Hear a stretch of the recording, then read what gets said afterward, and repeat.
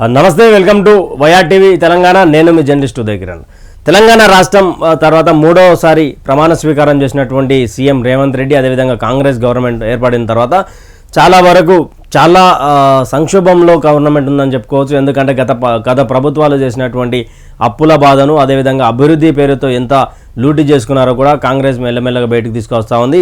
మరో అంశం ఏంటంటే ఈరోజు అసెంబ్లీ సమావేశాలు జరగనున్నాయి. అదేవిధంగా ఈరోజు స్పీకర్ ఎన్నిక కూడా ఏకగ్రీవం అయిపోయింది. ఆల్రెడీ గడ్డం ప్రసాద్, ఎవరైతే వికారాబాద్కి సంబంధించినటువంటి ఎమ్మెల్యే, మాజీ మంత్రి కూడా, ఆయన దళిత స్పీకర్గా మొట్టమొదటి వ్యక్తిగా చరిత్రలోకి ఎక్కబోతా ఉన్నాడు.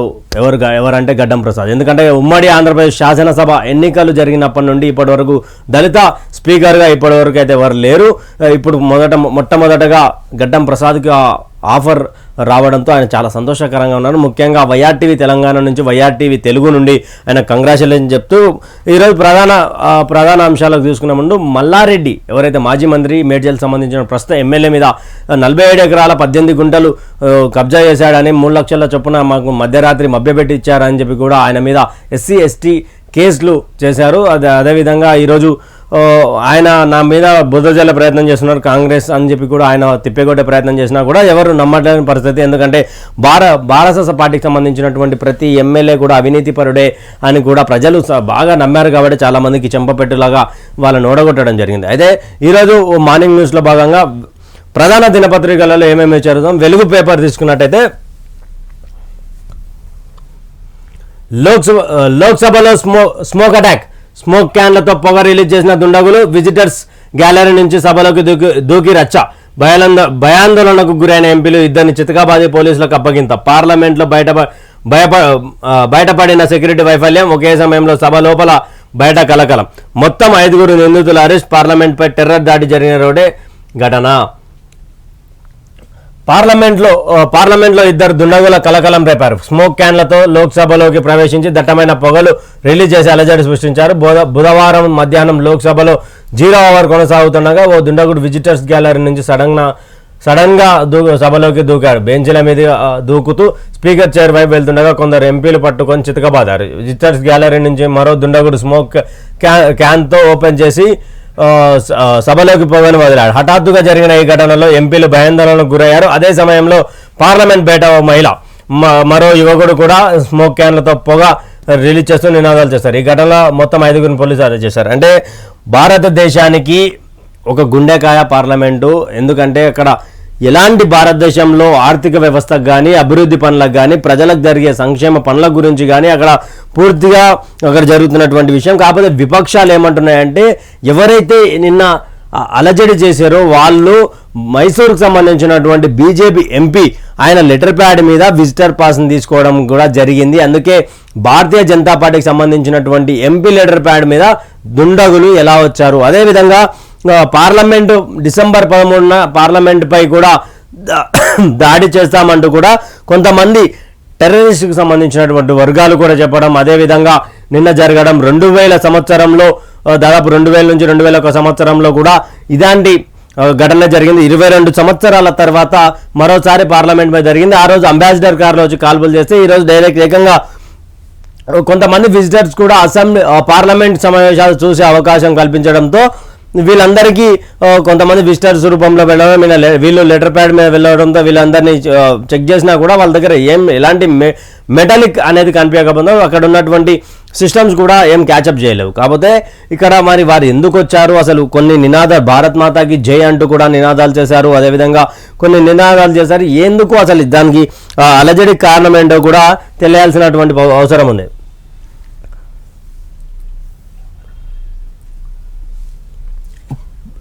ప్రజాభవన్లో బట్టి క్యాంప్ ఆఫీస్ డిప్యూటీ సీఎం అధికారిక నివాసంగా కేటాయింపు. డిప్యూటీ సీఎం ఆర్థిక శాఖ మంత్రి బట్టి విక్రమార్క అధికారిక నివాసంగా జ్యోతిరావు పూలే ప్రజాభవన్ రాష్ట్ర ప్రభుత్వం కేటాయించింది. ఈ మేరకు సీఎస్ శాంతికుమారి బుధవారం ఉత్తర్వులు జారీ చేశారు. సీఎంగా ఈ నెల 7న ప్రమాణం చేసిన రేవంత్ రెడ్డి అదే రోజు ప్రగతి భవన్ ఎదుట సుదీర్ఘకాలంగా ఉన్న ఇనుప కంచెను తొలగించారు. ప్రగతి భవన్ పేరును మహాత్మా జ్యోతిరావు పూలే ప్రజాభవన్గా మార్చారు. అంటే అందరూ ఏమనుకున్నారంటే, ఇంతకుముందు దీంట్లో దొరగారు ఉంటుండే, ముఖ్యమంత్రి కేసీఆర్, మాజీ ముఖ్యమంత్రి కేసీఆర్ ఉంటుండే, కాబట్టి ఈసారి కూడా అక్కడ ఈ తెలంగాణ రాష్ట్ర నూతన ముఖ్యమంత్రి రేవంత్ రెడ్డి కూడా దీంట్లో ఉంటాడని ఆలోచిస్తున్న సమయంలో లేదు, అక్కడ డిప్యూటీ సీఎం అదేవిధంగా ఆర్థిక శాఖ మంత్రి కాంగ్రెస్ పార్టీ సీనియర్ నాయకులు బట్టి విక్రమార్కకు అక్కడ ప్రజాభవన్ ఏదైతే జ్యోతిబా పూలే సంబంధించినటువంటి చాలా మందికి జ్యోతిబా పూలే అదేవిధంగా ప్రజాభవన్ అంటే చాలా వరకు ప్రజలకు అర్థం కాని పరిస్థితి ఉంది. ప్రజలలో ఒక చైతన్యం ఇంకా రాలేదు. ఏంటంటే అది దొరగారు సొంత ఇల్లు అనుకున్నారు ఇన్ని రోజులుగా, కేసీఆర్ ఇల్లు అనుకుంటా చూసుకుని వచ్చానని భయం. కానీ అది ప్రభుత్వానికి సంబంధించినటువంటి ఆస్తి, ప్రభుత్వానికి సంబంధించినటువంటి అధికారంలో ఎవరుంటే వాళ్ళకి సంబంధించినటువంటి ఇప్పటివరకు అయితే 2 సార్లు ముఖ్యమంత్రి ఉన్నారు. తర్వాత ఈసారి మొట్టమొదటగా డిప్యూటీ సీఎం ఉంటున్నారు. మరి రేవంత్ రెడ్డి గారి నివాసం ఎక్కడ ఉండబోతుంది, అక్కడ సీఎం క్యాంప్ ఆఫీస్ ఎక్కడ ఉండబోతుందో కూడా కొన్ని రోజుల్లో తెలిసే అవకాశం ఉంది. ప్రభుత్వం దగ్గర ఉండాల్సిన ప్రజల భూములు రికార్డులను ధరణి పేరుతో ILFS అనే ప్రైవేట్ కంపెనీల చేతిలో పెట్టడమేంది. రైతుల భూ లావాదేవీలను నిర్వహిస్తున్న ఈ కంపెనీ వేల కోట్ల అప్పులు చేసి బ్యాంకులను ముంచింది. దివాలా తీసిన ఈ కంపెనీతో గత ప్రభుత్వం ఒప్పందం చేసుకోవడం మొదటి తప్పు. ధరణి నిర్వహణ కోసం ఈ కంపెనీ టెరాసిస్ టెక్నాలజీస్ లిమిటెడ్ అనే మరో అనుబంధ సంస్థను ఏర్పాటు చేసింది. ఇందులో 49% వాటాను 2021 నవంబర్ 25న టెరాసిస్ కంపెనీ ఫిలిప్పీన్స్ దేశానికి చెందిన ఫాల్కాన్ కంపెనీకు $1275 కోట్లకు అమ్ముకుంది. ఏమీ లేని ఒక కంపెనీ వాటాను సగం అమ్మితే $1000 కోట్లకు పైన తీసుకున్నారంటే ఆ సంస్థకు ధరణి నుంచి ఎంత సొమ్ము వెళ్తుందో అధికారులు లెక్కలు సమర్పించాలి. ఏదైతే ప్రజలారా ధరణి తీసుకొచ్చిన తర్వాత ధరణికి సంబంధించినటువంటి విషయాల్లో లావాదేవీలలో ధరణికి సంబంధించి కొంతమంది ప్రముఖులు కూర్చొని అక్కడ రిటైర్డ్ ఐఏఎస్లు కానీ రిటైర్డ్కి సంబంధించిన IPSలు కానీ వీళ్ళందరూ రూపొందించలేదు. ఒక దొంగ సంస్థ బ్యాంకులను ముంచి ఎగ్గొట్టినటువంటి సంస్థకు ధరణి అప్పచెప్పారు. ధరణి అప్పచెప్పడం వెనుక కారణం ఏంటి? ధరణి సంబంధించినటువంటి ఏదైతే ILFS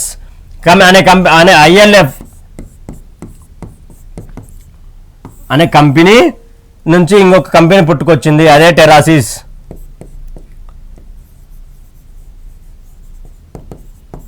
ఈ ILFS కంపెనీతోటి టెరాసిస్ అనే సంస్థ, ILFS అంటే దాదాపు కొన్ని బ్యాంకులను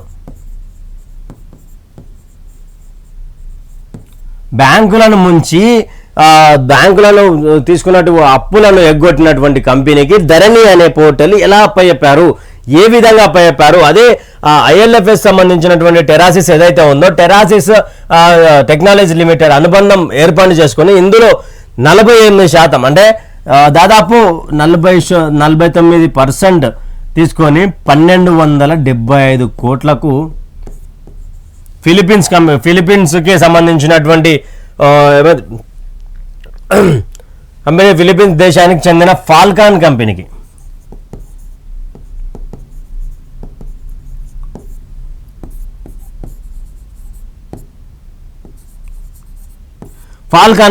అమ్మింది. ఫాల్కాన్ కంపెనీకి ఎందుకు అమ్మింది? అసలు ధరణి అనేది భూ లావాదేవీలు ఏవైతే ఉన్నాయో దానికి సంబంధించినటువంటి భూ లావాదేవీలు జరిగినప్పటి నుంచి అక్కడ జరుగుతున్నటువంటి ఏంటిది అంటే అసలు ఇక్కడ ఎలాంటి ఏమంటారు మనం ఎగ్జాంపుల్గా ఇక్కడ ఒక ఇల్లు ఒక పొలం తీసుకుంటాం, దాంట్లో అమ్మినోడు మనకేం చెప్తాడు, నీళ్లు ఫుల్ వస్తాయి అంటాడు. దాంట్లో నీళ్లు లేకపోతే దానికంటూ మనం ఆ బోరుకు సంబంధించినటువంటి 4 లక్షలు అదనపుగా చెప్తే ఆ బోరు నీళ్ళు రాకపోవడంతో సరే 1 రోజు 2 రోజులు ఆ రిజిస్ట్రేషన్ ఏదైతే జరుగుతుందో ఆ ప్రక్రియలో ఆ నీళ్లు రాకపోతే ఆ 4 లక్షలు అయితే మనం కట్ చేసుకుంటాం కదా. 4 లక్షలు రావడానికి మనం ఎందుకు పైసలు కట్టిస్తాం?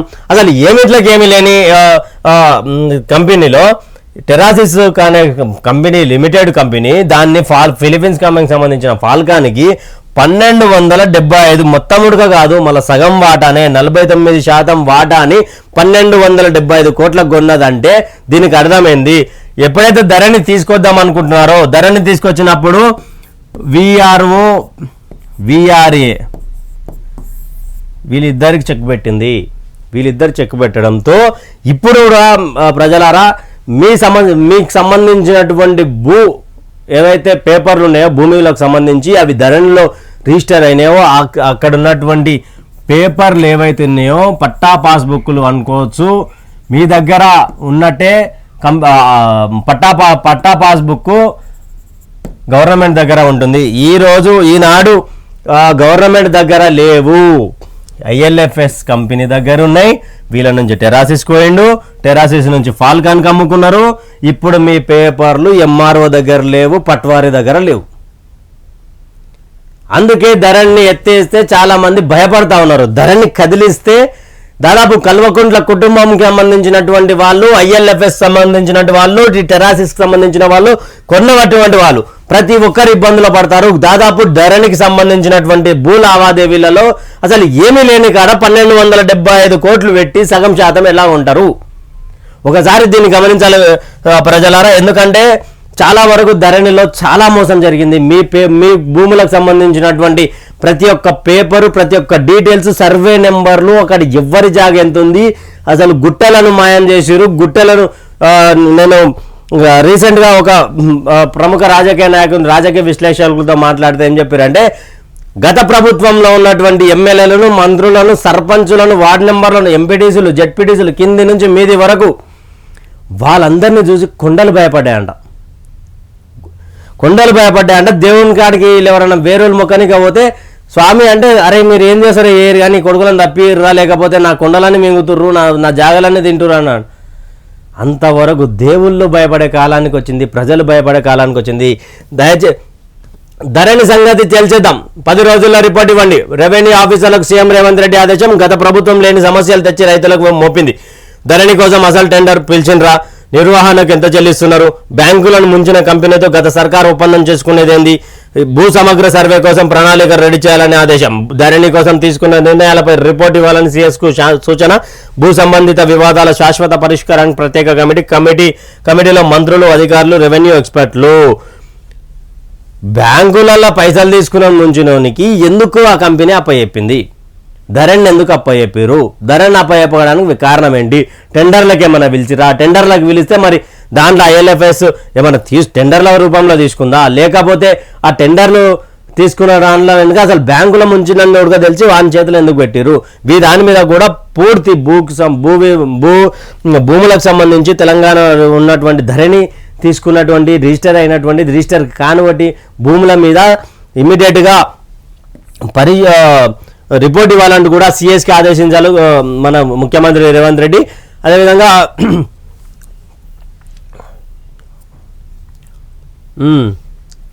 ఇది ప్రధాన అంశం లేవనెత్తారు కాంగ్రెస్ పార్టీకి సంబంధించినటువంటి గవర్నమెంట్. ఏంటంటే ఇంతకుముందు కాక ఏం చేసిండు దొరగారంటే, ఇది వాడుతుంది కదా, శంషాబాద్ రాయదుర్గం నుండి శంషాబాద్ వరకు తీసుకుపోవాలనుకున్నారు. ఎందుకంటే అక్కడ కేటీఆర్ కల్వకుంట్ల కుటుంబానికి సంబంధించినటువంటి ఎవరైతే కుటుంబ సభ్యులు, దోస్తులు, బినాములు ఎవరైతే ఉన్నారో వాళ్ళ జాగలని కొనిపెట్టుకురు మెట్రో వస్తుందని.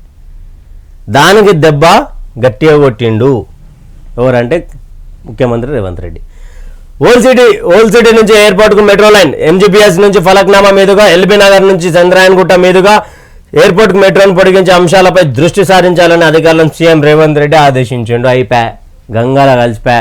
రాయదుర్గం కాడ కొనుక్కున్న భూములన్నీ గుంజుకున్న భూములన్నీ కొండలన్నీ రాయదుర్గం ముందల మిత్రులారా. మేఫిల్ కంటే ముందు మనం ఈ యొక్క మన ఈ కేబుల్ బ్రిడ్జ్ నుంచి పోయే రోడ్లో కొండలు ఉండే కొండలన్నీ నీట్గా చేసిరు. మెట్రో వస్తుందని జాగలన్నీ కబ్జా చేసుకుంటూ దుర్గం చెరువు సగం ముందరికి జరుపుకుంటూ వచ్చిన ఆడ దాంట్లో ఎవరెవరు ఉన్నారు, ముఖ్యానికి బీఆర్ఎస్ నేతలు ఉన్నారని తెలుసు కానీ పర్టికులర్గా పేర్లు అయితే తెలియని పరిస్థితి. మరి దానన్నీ కూడా రాగానే బీఆర్ఎస్ నేతల మీద పడ్డాడు. చాలామంది అనుకుంటారు ఏంటంటే రేవంత్ రెడ్డి ఇంతకుముందు కంటే అగ్రెసివ్గా లేడు, సైలెంట్గా ఉన్నాడు. అధికారం అంటే అధికారం ఇస్తే ఎప్పుడో ఇస్తే తెలుస్తుంది కదా, తెలిసింది. ఈరోజు ఇంకా ఏమైంది? ఈరోజు 14 ఆయన ప్రమాణ స్వీకారం చేసింది 7 రోజుల గవర్నమెంటు. 7 రోజుల చుచ్చులు పోసుకుంటారు, ప్యాంట్లు తడుపుకుంటారు బీఆర్ఎస్ నేతలు. సర్పంచ్ వార్డు నెంబర్ల నుంచి పై స్థాయి వరకు ముందుంది. ఈరోజు అసెంబ్లీ సమావేశాలు ఉన్నాయి కదా, గతంలో మీరు ఏం మాట్లాడారు, కాంగ్రెస్ వాళ్ళని ఏం మాట్లాడనిచ్చారు? అసలు గొర్రెల గుంపులో కొన్నట్టు కొన్నారు కాంగ్రెస్ వాళ్ళను. ఈరోజు అసెంబ్లీలో ప్రతిపక్షం విపక్షం అయితే ఉన్నాయి కదా, మీ ఇద్దరికి తగ్గట్టు బీజేపీ ఎమ్మెల్యేలు 8 మంది ఉన్నారు కదా. ఇప్పుడు ఉంటుంది తెలంగాణ ప్రజలారా, అసెంబ్లీలో అనేది ఇట్లుంటుంది. కాకపోతే ఇది శుభ పరిణామం. ఓల్డ్ సిటీని కూడా డెవలప్ చేసే పరిణామంలోనే మెట్రోని శంషాబాద్ ఏదైతే ఉన్నదో రాయదుర్గం మీదుగా ఔటర్ రింగ్ రోడ్ సంబంధించి ఔటర్ రింగ్ రోడ్ పక్కన మీ అయ్యి ఉంటున్నారా? ఎవడుంటారా? చీమ కనిపించదరా రాత్రి 10 అయితే? ఆ గాలైన్లకి ఎందుకురా మీకు మెట్రో? ఇది తీసుకున్నటువంటి నిర్ణయం 100% నిజం. దీనికి సంబంధించినటువంటి పక్కా న్యాయం చేస్తారు. అక్కడ ఓల్డ్ సిటీకి సంబంధించినటువంటి పబ్లిక్ కూడా చాలా హ్యాపీగా ఫీల్ అయ్యే అవకాశాలు ఉన్నాయి. అక్కడ భూమి రేట్లు కూడా చాలా తక్కువ రేట్లు ఉంటాయి.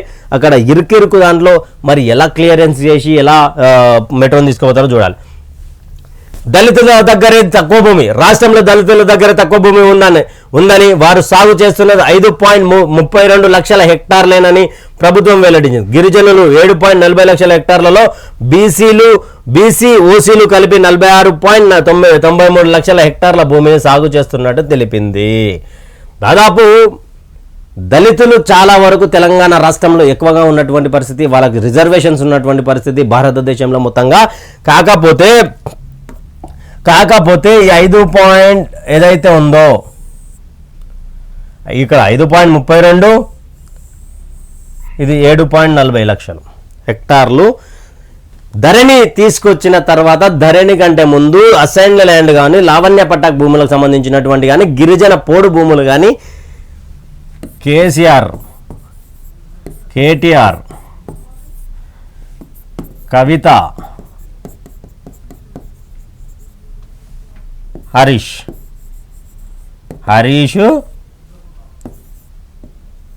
హ్యాపీ, సంతోష్ వీళ్ళతో పాటు మిగతా ఎమ్మెల్యేలు, ఎంపీలు పాపం గిరిజనుల అడవులలో ఉండే వాళ్ళ దగ్గర పోడు భూములను కూడా గుంజుకున్న చరిత్ర కేసీఆర్ కల్వకుంట్ల కుటుంబాంది.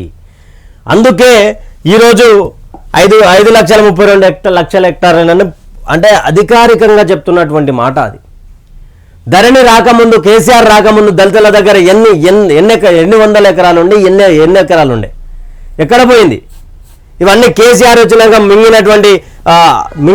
మిగిలినటువంటి భూముల ప్రజలారా, దయచేసి ఇంకొకసారి అసొంటోనికి అధికారం ఇస్తే ఉన్నది మీ భూములు ఉడక అమ్ముకుంటాడు. ఇంకా దాంట్లో ఇంకేం.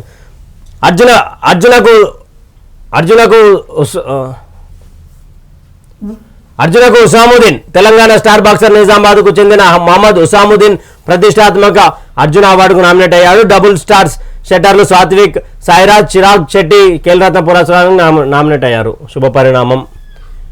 కేటీఆర్ది అధికారం పోయిందన్న బాధ, ప్రభుత్వం ఏర్పాటై 1 నెల అయినా కాకముందే విమర్శల. మంత్రి సీతక్క, మావి అమలు కాని హామీలనే ముందు బీఆర్ఎస్ హామీల సంగతి ఏంది? మాకన్నా ₹1000 ఎక్కువ పెంచి మేనిఫెస్టోలో ఎట్లా చెప్పిండ్రు? రుణమాఫీతో పాటు అన్ని హామీలు తప్పకుండా అమలు చేస్తాం. ఫైళ్ల మాయంపై విచారణ జరుపుతాం. గత 10 ఏళ్లలో ఏం జరిగిందో బయట పెడతాం. మీ చాప్టర్ వాళ్ళు బయట పెడతారు, ఇలా చాప్టర్ క్లోజ్ చేస్తారు. ఫిక్స్. వాళ్ళు గట్టిగా ఒక 10 సంవత్సరాలు అధికారం లేక, అదేవిధంగా తెలంగాణ ప్రజలు పడుతున్నటువంటి బాధని ఎలా విముక్తి చేయాలో ఇలా గడీల పాలను, గడీలు అంటే నేనైతే చూడలేదు ప్రజలారా. ఎందుకంటే నేను నా చిన్న వయసు దొరలు ఊర్లలో రాజ్యం వెళ్తున్న టైంలో నేనైతే లేను. కానీ గడీల చుట్టూ అంటే ఈ ప్రగతి భవన్, కంచే భవన్గా ఎలా ఉండేనో అలా ఉండేది అంటారు దొరల గడీలు. కేటీఆర్కి అయితే నిజంగా, ఎందుకంటే 2014లో వాళ్ళ ఆయన ముఖ్యమంత్రి అయ్యిండు, 2018లో ఆయన ముఖ్యమంత్రి చేశాడు అనుకున్న మూమెంట్లో మట్టి కొట్టిపోయింది నోట్ల. ఆ బాధ ఉన్నది. అరే ముఖ్యమంత్రి అయ్యేటోని నేను ఒక్కసారి గెలిస్తే దయచేసి నన్ను గెలిపేకపోయా, నన్ను నిలబెట్టకపోయా, ఆ బాధలు ఎక్కువ ఉన్నాడు. ఆయననేమో సానుభూతి రాజకీయాలు చేస్తున్నాడు. అంటే నిన్న ఒక ప్రముఖ వ్యక్తి, కేసీఆర్కి బాగా సత్సంబంధాలు ఉన్నటువంటి ఒక వ్యక్తి, తెలంగాణ ఉద్యమకారునిగా పేరున్నటువంటి, తెలంగాణ ఉద్యమం స్టార్టింగ్ నుంచి ప్రొఫెసర్ జయశంకర్ సార్తో కూడా అడుగు వేసినటువంటి ఆ గొప్ప వ్యక్తితో నేను ఇంటర్వ్యూ కోసం వెళ్ళిన ప్రజలారా, ఆయన చెప్పింది ఏంటంటే, కేసీఆర్ ఇన్ని రోజులు ఒక్కడే బెడ్ మీద ఉండి చుట్టుపక్కల ఎవరు లేకుండా ఒక్కడే పడుకుంటుండి అంటే ఎన్నో ఆలోచనలు ఉంటాయి. ఈరోజు ఫామ్ హౌస్ పోకుండా నందినగర్కి సంబంధించినటువంటి ఇంటికి షిఫ్ట్ చేయండి నన్నంటే, అదే నందినగర్ ఇంట్లో టీఆర్ఎస్ పార్టీ పురుడు పోసుకుంది. అదే నందినగర్ ఇంట్లో 99 ఎలక్షన్లో ఆయన పడ్డటువంటి బాధలు అన్నీ కూడా నందినగర్ ఇంట్లో వచ్చిన తర్వాత అవన్నీ రిటర్న్ అయినాయి. తెలంగాణ ఉద్యమం మొదలుపెట్టింది ఆ ఇంట్లోనే, గులాబీ జెండని చూసింది ఆ ఇంట్లోనే, అదృష్టం ఆ ఇంట్లోనే కలిసి వస్తుందనే నమ్మకంతో మళ్ళీ ఒకసారి నందినగర్ పోతుండు. కేసీఆర్ అనే ఒక వ్యూహకర్త, ఆయన స్ట్రాటజిస్టు, ఆయనకు ఉన్నటువంటి గొప్ప చరిష్మా రాజకీయాల్లో ఎవరికి లేదు, కానీ ఒక అడ్మినిస్ట్రేటర్గా ఫెయిల్ అయ్యిందని చెప్పి ఆయనతో సత్సంబంధాలు ఉన్నటువంటి వ్యక్తి చెప్పిండు. అంటే ఈరోజు ఇన్ని రోజులు యశోద హాస్పిటల్లో నన్ను ఎవరు కలవకూరు అంటే పీస్ ఆఫ్ మైండ్ కోసం ఆయన ఆలోచిస్తున్నాడు కదా. ఆ ఆలోచనలోనే కాంగ్రెస్ పార్టీకి సంబంధించినటువంటి ప్రభుత్వాన్ని కూల్చేస్తామని ఆల్రెడీ బీఆర్ఎస్ పార్టీకి సంబంధించినటువంటి ఎమ్మెల్యేలు వాగుతుంటే, అదేవిధంగా ఇక్కడ పార్లమెంట్ ఎన్నికలు రాబోతూ ఉన్నాయి. తర్వాత సర్పంచ్ ఎలక్షన్ల కంటే ముందు పార్లమెంట్ వస్తాయి కదా, పార్లమెంట్లో తన దమ్మేందో చూపించాలి. అసలు నందినగర్ ఇంటికి ఎందుకు పోతున్నాడు ఒక సీక్రెట్గా పోయింది. అక్క మీరు ఎంతసేపు ఉన్నా కానీ ఇలా కుంభకోణాలను బయటకు తీసుకురావాలి, కుంభకోణాలను బయటకు తీసుకొచ్చి వీళ్ళను సుక్కలు చూపించాలి ఈ కుటుంబానికి అని కూడా విన్నపం చేస్తా ఉన్నారు. 2 లక్షల రుణమాఫీ ఎట్లా చేస్తారో చూస్తాం. ఎందుకు చేయరు? నువ్వు చెయ్యలే, నువ్వు ఎన్ని సంవత్సరాలకు చేసినావు? ధనిక రాష్ట్రం 16,000 కోట్ల ఆస్తి నీ చేతిలో పెడితే తెలంగాణనిచ్చి ఆ రోజు నువ్వేమను చిన్న పాప అయ్యా, ఇంకా దాని అప్పుడే నాడు ఊరుక అంటే ఉరుకుతుందా? పుట్టినమ్మడి ఉరకమంటే ఉరుకుతుందా? రన్నింగ్ ఒలింపిక్ పోతుందా అని మాట్లాడినా. సిగ్గున్నదా కేటీఆర్ నీకు? కనీసం ఏమన్నా ఉన్నదా? ఎట్లా చేస్తావని అడుగుతూ మొత్తం అప్పులకు చేసినావు, ఇంకెట్లా చేస్తావని అంటే వాళ్ళు భయపెడుతున్నావా? వాళ్ళను మ్యాన్క్లేట్ చేస్తా ఉన్నావా? కాంగ్రెస్ అలవి కాని హామీలు వాళ్ళ ఆట ఇప్పుడే మొదలైంది. కేటీఆర్ రుణమాఫీ అమలుకు మేము నానా తంటాలు పడ్డాం, లెక్కపత్రం. నువ్వు అరే సిగ్గుండి మాట్లాడుతున్నావా? సిగ్గేమన్నా ఉన్నదా నీకు? రుణమాఫీ అమలుకు మేము నానా తంటాలు పడ్డాం. 16,000 కోట్లు ఎక్కడ వారా నాయన? 16,000 కోట్లు నువ్వు ఇంట్లోకెళ్ళి ఇయ్యలే 16,000 కోట్లు. ఉమ్మడి ఆంధ్రప్రదేశ్ నుంచి తెలంగాణ అమరులు సాధించుకున్నటువంటి తెలంగాణ రాష్ట్రంలో 16,000 కోట్ల మిగులు బడ్జెట్ మీ అయ్య చేతిలో పెడితే, నీ చేతిలో పెడితే రుణమాఫీ అమలుకు మేమే నానా తంటాలు పడ్డాం. ఎంత రుణమాఫీ చేసినావు నువ్వు? 2 లక్షలు చేసినావా? సిగ్గుండి మాట్లాడుతున్నావు ఏమన్నా? ఎట్లా చేస్తారో చెప్తా వీడు. ఎట్లా చేస్తారు అంటే నీ ఆస్తులు, నీ బినామీల ఆస్తులు, మీ నాయన ఆస్తులు, మీ నాయన కింద ఉన్న బినామీలు, మీ బావ కింద ఉన్న మీ పెద్దమ్మ కొడుకు, మీ చిన్నమ్మ కొడుకు ఆయన ఆస్తులు, మీ చెల్లెల ఆస్తులు, ఇవన్నీ జప్తు చేసి రుణమాఫీ చేస్తారు. హామీలన్నీ 6 గ్యారెంటీలు నిలబెడతారు. అప్పటికి కూడా ప్రభుత్వం తాన మీ ఆస్తులు జప్తు చేస్తే ఇంకొకసారి గవర్నమెంట్ ఫామ్ అయితే తర్వాత కూడా హామీలు పథకం అనేది నిలబెట్టుకోవడానికి వాళ్ళ దాన పైసలు ఉంటాయి. సిగ్గు లేకుండా మాకే నాన్న తంటలు పడ్డాం. ఎందుకు తంటలు పడ్డావు? 16,000 కోట్ల బడ్జెట్ని నువ్వు అభివృద్ధి చేయాలి కానీ 5 లక్షల కోట్లు అప్పు చేస్తావా తెలంగాణ రాష్ట్రానికి? తెలంగాణ రాష్ట్ర ప్రజలకు ఏం ఇస్తున్నావు? నువ్వు ఏం సంకేతాలు ఇస్తున్నావు? మీరు రుణమాఫీ తంటపడ్డా అంటే ఈ బీఆర్ఎస్ పార్టీకి సంబంధించిన సోషల్ మీడియా కూడా సిగ్గు లేకుండా ఇంకెప్పుడు చేస్తారు? మీరైతేనేమో చిన్నపిల్ల, అప్పుడే లేచి ఒలింపిక్ కురుకుతుందా? అప్పుడే లేచి గోల్డ్ మెడల్ కొట్టుకొస్తుందా అని అడిగినటువంటి మీరు 7 రోజులు ప్రభుత్వం ఏర్పాటు కానీ 7 చీరలో నీళ్ళు తాగుతున్నావు ఎందుకు కేటీఆర్ను ప్రతిరోజు? ఎట్లా చేస్తావో చూస్తాను. ఎట్లా చేస్తావో నీ ఆశలు జప్తు చేస్తారు. ఈయన ఆశలు జప్తు చేయాలి, వీళ్ళ మీద దర్యాప్తు చేయాలి, వీళ్ళ బినామీల మీద దర్యాప్తు చేయాలి. శంషాబాద్కి నుంచి నీకు శంషాబాద్కి రాయదుర్గం నుంచి అవసరం ఏమున్నది? మెట్రో ఎందుకు తెచ్చుకున్నావు? అసెంబ్లీ స్పీకర్గా గడ్డం ప్రసాద్ ఏకగ్రీవం నేడు బాధ్యతల స్వీకరణ. నామినేషన్ దాఖలుకు హాజరైన డిప్యూటీ సీఎం మంత్రులు ప్రతిపక్ష ఎమ్మెల్యేలు, దూరంగా ఉన్న బీజేపీ ఎమ్మెల్యేలు. కంగ్రాచ్యులేషన్స్ గడ్డం ప్రసాద్ గారు. సినీ ఇండస్ట్రీలో డ్రగ్స్ భరతం పడతాం. సినీ రంగ పెద్దలు చూడనట్లు వదిలేస్తున్నారు. సిపి శ్రీనివాస్ రెడ్డి డ్రగ్స్ మోటార్లపై ఉక్కుపాదం మోపుతాం, నగరాన్ని డ్రగ్స్ ఫ్రీ సిటీగా మారుస్తామని కామెంట్. కేంద్రంలో మళ్ళీ బీజేపీనే. ఇప్పటికిప్పుడు లోక్సభ ఎన్నికలు జరిగితే 380 నుంచి 328 సీట్లు కాంగ్రెస్కు, 52 నుంచి 72 సీట్లు. తెలంగాణలో కాంగ్రెస్కి 8 నుంచి 10 సీట్లు, బీజేపీ బీఆర్ఎస్లకు చెరో 3 నుంచి 5 స్థానాలు. ఏపీలో వైఎస్ఆర్సీపీకి 24 నుంచి 25 వచ్చే అవకాశం. Times now it is research survey వెల్లడి. మరోసారి కేంద్రంలో నరేంద్ర మోడీ గారు ఉండబోతా ఉన్నారు. ఆయనను తప్పించే శక్తి కాంగ్రెస్ పార్టీతో లేదు. తెలంగాణ రాష్ట్రంలో కాంగ్రెస్ పార్టీ గవర్నమెంట్ ఇచ్చి ఆయన వాళ్ళ తానున్న 2 రాష్ట్రాలు ఎత్తుకపోయాడు. రాజస్థాన్ ఎత్తుకపోయాడు, ఛత్తీస్గఢ్ ఎత్తుకపోయాడు. మధ్యప్రదేశ్ అంటే ఆల్రెడీ బీజేపీ సిట్టింగ్ సీఎం ఉన్నటువంటి కేంద్రంలో మరోసారి ఈయనను నరేంద్ర మోడీని తప్పించి చేసేంత దమ్మైతే కాంగ్రెస్ పార్టీకి సంబంధించినటువంటి నాయకులకైతే క్లియర్గా లేదని అనిపిస్తుంది. ఎందుకంటే కాంగ్రెస్ పార్టీ ఈ తెలంగాణ రాష్ట్రంలో 8 నుంచి 10 సీట్లు గెలిచినా కూడా మిగతా రాష్ట్రాలలో పట్టుకోల్పోయే అవకాశం ఉంది. ఎందుకంటే రాజస్థాన్, ఛత్తీస్గఢ్ ఉదాహరణగా చెప్పుకుంటావచ్చు. ఆల్రెడీ మనకు అక్కడ సర్వే టీం కూడా చెప్తా. కొత్త టీం వచ్చాక కొలువుల భర్తీ. ఇప్పటికే టీఎస్పీఎస్సీ చైర్మన్ రాజీనామా, అదే బాటలో మెంబర్లు. కొత్త కమిషన్ ఏర్పాటుకు కొంత టైం పట్టే ఛాన్స్. చైర్మన్ సభ్యుల నియామకానికి నోటిఫికేషన్ ఇవ్వాలని భావిస్తున్న సర్కార్ ఆహ్వానం నుంచి దరఖాస్తులు స్వీకరించి ఎంపిక. Telangana state public service commission TSPSC ప్రక్షాళనపై కాంగ్రెస్ సర్కార్ దృష్టి పెట్టింది. ఇప్పటి వరకు జరిగిన తప్పులు మళ్ళీ భవిష్యత్తులో జరగకుండా జాగ్రత్తలు తీసుకుంటుంది. ఇందుకోసం కొత్త కమిషన్ ఏర్పాటు చేసే ఆలోచనలో ఉంది. అయితే ఈ ప్రక్రియ పూర్తయ్యేందుకు కొంత టైం పట్టనుంది. ఈ నేపథ్యంలో ఉద్యోగ ఖాళీలు ఆమోదించి ఇమీడియట్గా జనార్దన్ రెడ్డిపై యాక్షన్ తీసుకోవాలి. జనార్దన్ రెడ్డి ఆయన టీం మీద నాకేం సంబంధం లేదంటే ఏమంటారుగా మీడియా ప్రముఖంగా మనం మాట్లాడలేని మాటలు అవి. గోదావరి ప్రాజెక్టుల కిందనే యాసంగి నీళ్లు 28.95 లక్షల ఎకరాలకు నీళ్ళు ఇవ్వాలని శివం ప్రతిపాదన. సాగర్, కల్వకుర్తి, ఎస్ఎల్బీసీ ఆయకట్టుకు క్రాప్ హాలిడే. గోదావరి ప్రాజెక్టుల కిందనే యాసంగి నీళ్ళు అంట. దాదాపు 28.95 లక్షల ఎకరాలకు నీళ్ళు ఇవ్వాలని శివం ప్రతిపాదన. చూడాలి మరి. ఇది వెలుగు దినపత్రికకు సంబంధించినటువంటి వార్తలు. నెక్స్ట్ దిశ పేపర్ తీసుకున్నట్టయితే అదే మళ్ళీ పార్లమెంట్ సంబంధించినటువంటి దాని గురించి ప్రముఖంగా రాసుకుంటూ వచ్చారు. వచ్చిండయా ఇచ్చిండు. ఇది ఎవరిది అనుకున్నారు వార్త?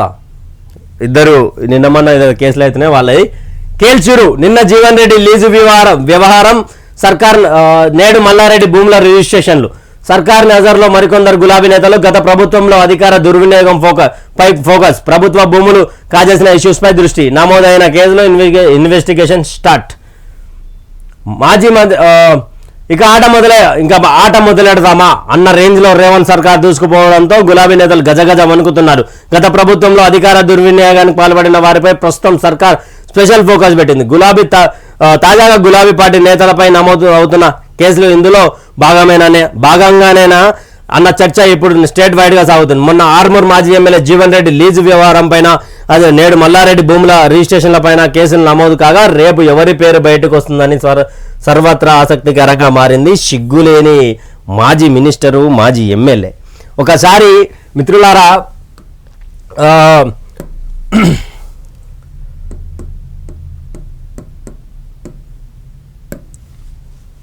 దాదాపు ఈయన పేరు గుమ్మడి నర్సయ్య. చాలాసార్లు ఎమ్మెల్యే గెలిచినటువంటి వ్యక్తి. అయినా కూడా ఒక అవినీతి, సొంత ఇల్లు ఏమిట్లకేమీ లేదు. తన బిడ్డ ఇప్పుడు ఉస్మానియా యూనివర్సిటీలో లెక్చరర్గా పనిచేస్తూ ఉంది మిత్రులారా. అదేవిధంగా ఇలాంటి నాయకుడు కావాలి తెలంగాణ రాష్ట్రంలో. ఆయన ఉమ్మడి ఆంధ్రప్రదేశ్లో పరిపాలన చేసినటువంటి నాయకుడు. ఇంకొక నాయకుడు చూపిస్తా మిత్రులారా మీకు. ఆయన పేరు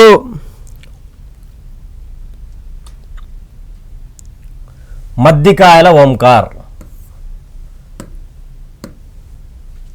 ఈయన ఇల్లందు నుంచి నర్సన్న చేసుకుంటూ వచ్చిండు. అయితే ఇక్కడ ఏం జరిగిందంటే ఇప్పుడు భూబకాసురుల్లాగా మీదబడి తింటా ఉన్నారు, జనం సొమ్ము తింటా ఉన్నారు.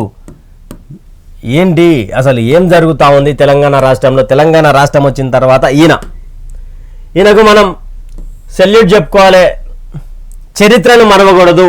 5 సార్లు మన 5 సార్లు ఎమ్మెల్యేగా గెలిచిండు. అది ఎప్పుడెప్పుడు అంటే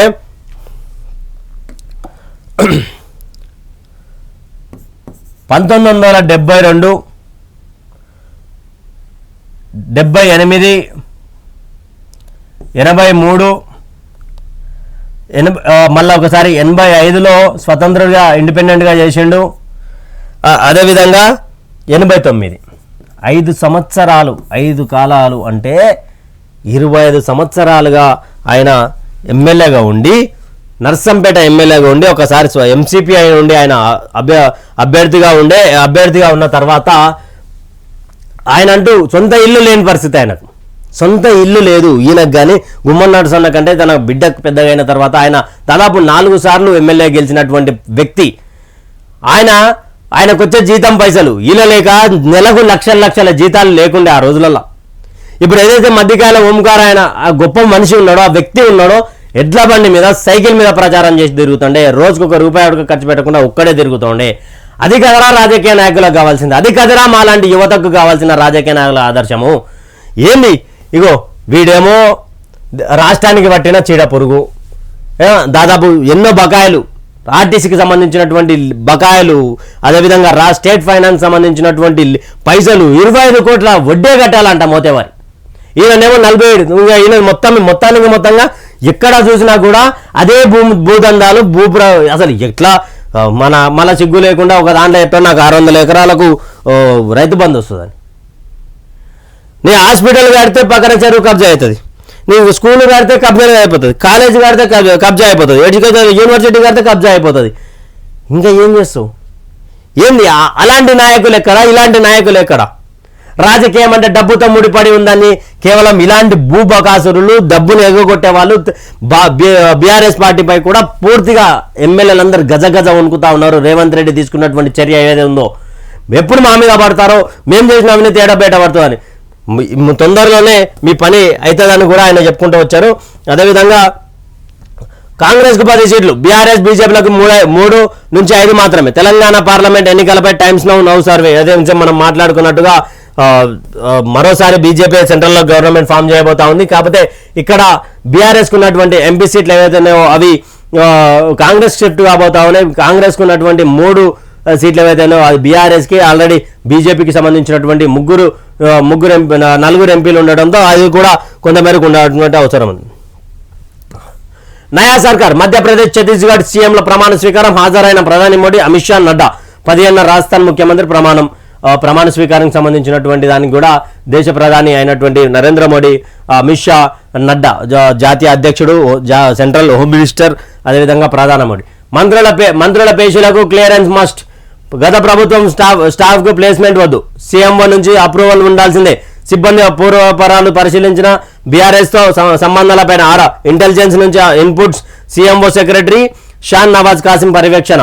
పిఏపిఎస్లు మొదలు అన్ని స్థాయిల్లోనూ జాగ్రత్తలు. మంత్రుల పేషీ స్టాఫ్ రిక్రూట్మెంట్ పై సీఎం రేవంత్ రెడ్డి పలు ఆంక్షలు పెట్టినట్లు తెలుస్తుంది.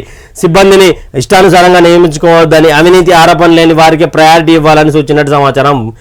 మీరు తీసుకుంటున్నటువంటి నిర్ణయాలు గొప్పవి రేవంత్ రెడ్డి గారు. ఎందుకంటే అడ్డగోలిగా నాకు తెలిసిన సంబంధము, నా చుట్టపోడు, నాకు సంబంధించినట్టు నా దోస్తు కాని కొడుకు, నా దోస్తు మా ఊరోడు అని పెట్టుకుంటే వాడు అవినీతికి పాల్పడతాడు.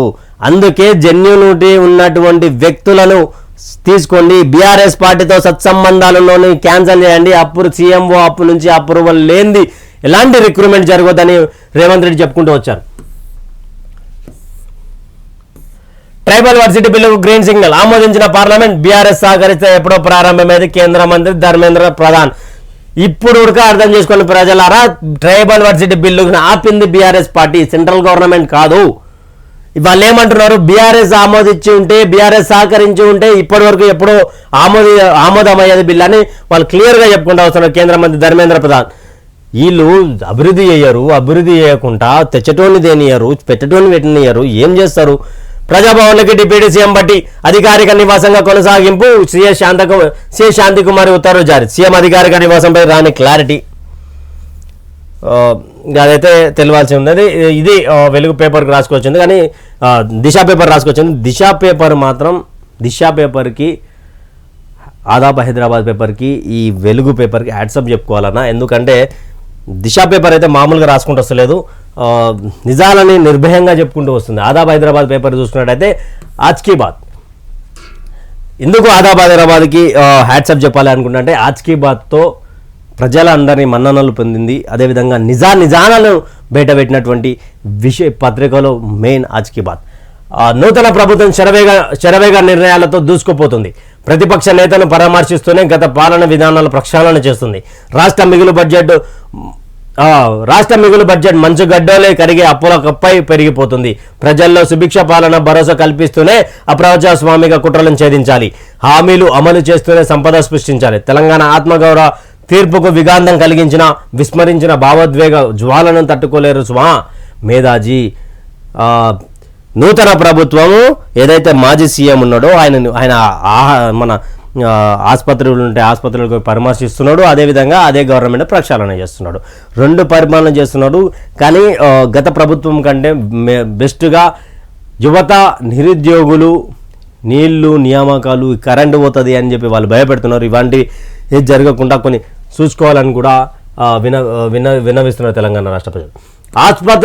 ఆసుపత్రి కాదవి రోగుల రక్తం పీల్చే జలగా. ఎంఎన్జే ప్రభుత్వ ఆసుపత్రిలో ఆరోగ్యశ్రీ రోగుల నుండి అక్రమ వసూళ్లకు పాల్పడుతున్న డైరెక్టర్ జయలత. చట్టవిరుద్ధంగా యూజర్ ఛార్జీల మోత మోగిస్తున్న యాజమాన్యం. ప్రైవేట్ ఆసుపత్రిలో రేట్ కార్డు తప్పనిసరిగా ఉండాలన్నది రూల్. యూజర్ ఛార్జీలు తీసుకుంటున్నప్పుడు రేట్ కార్డు ఎందుకు లేదు? ప్రభుత్వ ఆసుపత్రిలో క్యాష్ కౌంటర్ నిర్వహించడం ఏంటి? యూజర్ ఛార్జీలు వసూలు చేసిన లెక్కలేవి? ఈ లెక్కలపై ఆడిట్ జరిగిందా? అదేవిధంగా ప్రభుత్వాన్ని ఇదంతా తెలిసేలా జరుగుతుందా? దీని వెనుక ఎవరన్నా? ఆరోగ్యశ్రీ ఉద్దేశాన్ని నిరుగారుస్తున్న డైరెక్టర్ జయలత. కొత్త ప్రభుత్వం దృష్టి పెట్టి ఈ సమస్యను పరిష్కరించాలంటున్న ప్రజలు. ఏదైతే ప్రభుత్వ ఆసుపత్రి సంబంధించినటువంటి రిడిల్స్లో హైదరాబాద్లో ఉన్నటువంటి దాన్ని పూర్తిగా ఈమె చేతులకు కబంధ హస్తాలకు తీసుకొని దాంట్లో క్యాష్ కౌంటర్ పెట్టి ఆమె అవినీతికి పాల్పడుతున్నది. ఇన్ని రోజులు జరుగుతున్నా కూడా ఇప్పటి వరకు ఆమె మీద ఎలాంటి చర్యలు తీసుకోలేదంటే ఈమె వెనుక గత ప్రభుత్వానికి సంబంధించిన వాళ్ళు ఎవరు ఉన్నారా లేదా అనేది కూడా చర్చించాల్సిన ఉంది. ఆమె దర్యాప్తు కూడా చేయాల్సినటువంటి అవసరం ఉందని కూడా ఆదాబు రాసుకుంటూ వచ్చింది. పార్లమెంట్లో అవకతవకల దాడి ఆల్రెడీ దాని గురించి మనం మాట్లాడుకున్నాం. ఏం జరుగుతుంది? ధరణి అవకతవకలపై ప్రభుత్వం దృష్టి. ఏ ప్రతిపాదికన వెబ్సైట్ క్రియేట్ చేశారు? దరఖాస్తుల ఫీజు ఎవరి ఖాతాలోకి వెళ్తుంది? రిజెక్ట్ చేస్తే వాపస్ ఎందుకు ఇవ్వరు? కేంద్ర నిధులు రూ. 83 కోట్లు ఏమయ్యాయి? ఉన్నత స్థాయి సమీక్షలో సీఎం రేవంత్ రెడ్డి పూర్తి వివరాలు ఇవ్వాలని ఆదేశాలు ఇచ్చారు. 83 ఒక దాంట్లోనేమో 56 కోట్లు, ఇంకో ఫైల్ 80 కోట్లు, ఇంకో దాంట్లోనేమో 110 కోట్లు, ఇంకో దాంట్లోనేమో ఇప్పుడు ధరణి పోర్టల్ తగిలిస్తే 83 కోట్లు అయిపోయినాయి, మాయమవుతున్నాయి. దరఖాస్తు చేసుకున్న ఫీజు నువ్వు, నేను, మా సీనన్నను, ఇంకెవరో ఎంతమంది ఉంటే వాళ్ళు దరఖాస్తు అప్లై చేసుకుంటే రిజెక్ట్ అయితే పైసలు ఇయ్యరు. ఏడుకోతే ఐఎల్ఎఫ్ఎస్ కంపెనీ ఉంది, వాటి టెర్రరిస్ కంపెనీ అట్లా అమ్ముకుంటా 1275 కోట్లు మింగిరు. తర్వాత 83 కోట్లు కూడా మింగిరు. సిగ్గుండాలి వీళ్ళకు. ఎన్నిక ఏకగ్రీవం. నేడు ప్రకటించిన ప్రోటెం స్పీకర్ గడ్డం ప్రసాద్ గారికి ఏకగ్రీవం అయింది. ఎందుకంటే ఎవరైతే శాసనసభలో ఎక్కువగా ఎమ్మెల్యేలు ఉంటారో వాళ్ళకే ఏకగ్రీవం అవకాశం ఉంటుంది. అది హైదరాబాద్కు రానున్న రాష్ట్రపతి శీతాకాల విడిది కోసం 18 నగరానికి ద్రౌపది ముర్ము 5 రోజుల పాటు బస. 23న తిరిగి ఢిల్లీకి. ఉన్నతాధికారుల సమీక్ష నిర్వహించిన సిఎస్ శాంతకుమార్. రాష్ట్రపతి ద్రౌపది ముర్ము శీతాకాల విడిది కోసం హైదరాబాద్ రానున్నారు. ఈ నెల 18వ తేదీ నుంచి 23 తేదీ బొల్లారం రాష్ట్రపతి భవన్లో బస చేస్తారు.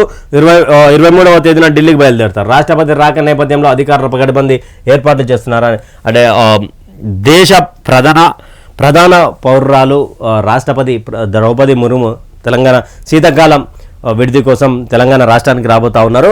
ఆమె కోసం ఉన్నటువంటి సేఫ్ సెక్యూరిటీ కానీ ప్రతి దాని గురించి సిఎస్ శాంతికుమారి ఆల్రెడీ అధికారులతో మాట్లాడుతారు. సేవ కాదు రియల్ దందా. చారిటబుల్ ట్రస్ట్కు ఇచ్చిన భూమి అమ్మకం. ఆసుపత్రి పేరుతో వ్యవహారం. ట్రస్ట్ భూమిని ఫ్లాట్స్గా చేసి అమ్మిన వైనం. ప్రభుత్వ రెవెన్యూ నిబంధనలకు పాత్ర. అధికారుల చర్యలతో హైకోర్టులో రిట్ పిటిషన్. లేని కట్టడాలను ఉన్నట్లుగా చూపించి కోర్టును బురుడి కొట్టించిన వైనం. రంగారెడ్డి జిల్లా ఉప్పర్పల్లి శివారులోని సర్వే నెంబర్ 36లో Drishti charitable trust managing trust PB Venkatesh విచిత్రాలు. ఆదాబ్ హైదరాబాద్ రోజుకు కబ్జా గురించి రాసుకుంటుంది. నిజాలను కూడా బయట పెడుతుంది. ఎందుకంటే అక్కడ లేవంట. చారిటబుల్ ట్రస్ట్కి ఇచ్చిన భూమి పేరు మీద వాళ్ళకి ఇస్తే వాళ్ళు వెంచర్ లేక ట్రస్ట్ భూమిని ఫ్లాట్స్ లేక వేసుకొని 100 గజాలు అమ్మితే అదే ఉప్పర్పల్లికి సంబంధించినటువంటి జాగాలో ₹1,00,000 గజం. అంటే ట్రస్ట్ భూమిని వాళ్ళ చేతిలో పెడితే 100 గజాలు ₹1,00,000, 1000 గజాలు అమ్మితే ఎన్ని పైసలో, ఎన్ని ఫ్లాట్లు చేసిరో. దీని గురించి కూడా మహాదేవ్ బెట్టింగ్ యాప్ రవి ఉప్పల్ దుబాయ్లో అరెస్ట్. అతన్ని భారత్ తీసుకొచ్చేందుకు దుబాయ్ అధికారులు ఆల్రెడీ గత వారమే ఆయనను అరెస్ట్ చేశారు. ఈయనతో పాటు ఈయనకు సంబంధించినటువంటి ఫ్రెండ్ ఆయనను కూడా తీసుకొచ్చే సౌరభ్ చంద్రశేఖర్ను కూడా తీసుకొచ్చే ప్రయత్నంలో తీసుకొస్తా ఉన్నారు. ఆల్రెడీ ఇక్కడ ఈ మహాదేవ్ బుక్ అనేది క్రికెట్ బెట్టింగ్ యువతను బాగా అట్రాక్ట్ చేసినటువంటి బెట్టింగ్ యాప్. అది క్రికెట్ బెట్టింగ్ కావచ్చు, క్యాసినో కావచ్చు, దాంట్లో వివిధ రకాలైనటువంటి గేమ్స్ ఉండడంతో అక్కడ దానిపై జరిగినటువంటి మనీ లాండరింగ్ కేసుల విధంగా వీళ్ళకి నోటీసులు ఇచ్చి రెడ్ కార్నర్ చేసుకున్నారు. మాజీ మంత్రి మల్లారెడ్డిపై చీటింగ్ కేసు, భూమిని ఆక్రమించాలని పోలీసులకు ఫిర్యాదు చేసిన గిరిజనులు 47 ఎకరాల భూమిని రాత్రి రిజిస్ట్రేషన్ చేసుకున్నారు ఆరోపణ. 4 సెక్షన్ల కింద కేసు నమోదు చేసిన శామీర్పేట పోలీసులు. ఈయన ఒక్కడే కాదు, దీంట్లో 9 మంది ఎవరైతే ఉన్నారో ఆయనకు సంబంధించినటువంటి వాళ్ళు కూడా పూర్తిగా ఈయన కింద బినామీలుగా ఉండే. అసలు ట్విస్ట్ ఏంటంటే 20 లక్షలు తీసుకొని ఎంఆర్ఓ మల్లారెడ్డికి సహకరించింది. ఒక స్త్రీ అయి ఉండి 20 లక్షల రూపాయలు తీసుకొని గిరిజనులను మోసం చేసినటువంటి భాగంలో ఆమె భాగస్వామ్యాన్ని. ముఖ్యంగా మల్లారెడ్డి దీంట్లో మళ్ళీ ఇంకో ట్విస్ట్ ఏంటంటే చామకూర మల్లారెడ్డి మా భూమి ఆక్రమించిండయ్యా అని గగ్గోలు పెట్టుకుంటుండే ఎఫ్ఐఆర్లో చామకూర మల్లారెడ్డి అని రాలేదు. మల్లారెడ్డి ఇట్లా భూమి కబ్జా చేసిండు. మల్లారెడ్డి అంటే చామకూర మల్లారెడ్డి ప్లేస్లో ఇంకో మల్లారెడ్డిని తీసుకొచ్చి లొటపీస్ గారిని తీసుకొచ్చి ఈడే మల్లారెడ్డి, ఆ శ్రీనివాసరెడ్డి, ఇంకా పలానా పేర్లు ఉన్నాయి కదా 9 మంది, ఆ 9 మందికి సంబంధించి నూపుతారు, చామకూర మల్లారెడ్డిని సైడ్ చేస్తారు. ఇక్కడ ఎంఆర్ఓ ఏంది, రిజిస్టర్లు ఏంది, వీళ్ళందరినీ కూడా మూసివేయాలని వీళ్ళు గట్టిగా తిరుగుతున్నటువంటి పరిస్థితి. మరికొన్ని సమయంలో ఏదైతే గిరిజనకు సంబంధించినటువంటి దానికి సంబంధించినటువంటి కూడా పూర్తి వివరాలు అందిస్తామని కూడా తెలియజేస్తున్నాం. చూస్తూనే ఉండండి వైఆర్ టీవీ. నిజాన్ని నిర్భయంగా చూపించే మా ఛానల్ని వైఆర్ టీవీ తెలంగాణ కూడా సబ్స్క్రైబ్ చేసుకోవాలనుకుంటా కోరుకుంటున్నాం.